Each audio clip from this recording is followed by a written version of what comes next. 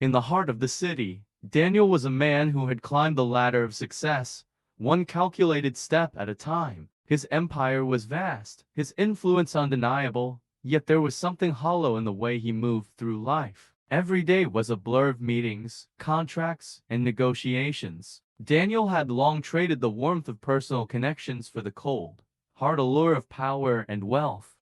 His mother's days were marked by loneliness. She had watched her son transform from a loving boy into a man consumed by ambition. Her phone calls went unanswered, her messages unread. Daniel was always too busy, too occupied with the demands of his empire to notice the simple, human need for connection. Every drive home was a journey through a city filled with stories of struggle, yet Daniel never saw them. His world was one of polished surfaces and controlled environments, a world where weakness had no place. His mother often found herself at the window, gazing at the life passing by, wondering if her son would ever return to her in more than just a fleeting phone call or a rushed visit. Meanwhile, Daniel continued to play the part of the successful businessman, attending events, shaking hands, making deals. Yet, inside, he felt a growing void, a sense that something was missing, something important that he couldn't quite. Then, in a single, catastrophic moment, everything changed.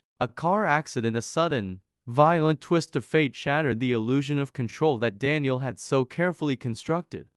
In the quiet stillness of his unconscious mind, Daniel found himself in a place that was both familiar and strange, a bridge suspended between two worlds. On one side stood his younger self, full of dreams and innocence, untouched by the harsh realities of life. On the other, his older self, burdened by the weight of his choices, looking back with regret. Beneath him, the abyss was filled with the faces of those he had left behind, those he had hurt in his relentless pursuit of success. The bridge beneath his feet began to crumble, and for the first time in years, Daniel felt truly afraid.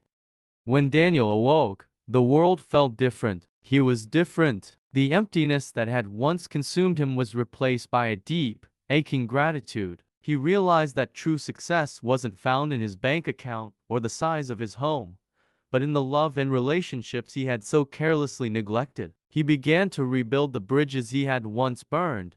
He spent his days not in pursuit of wealth, but in pursuit of meaning, giving back to those who had less, and finding joy in the simple, human connections that he had once taken for granted.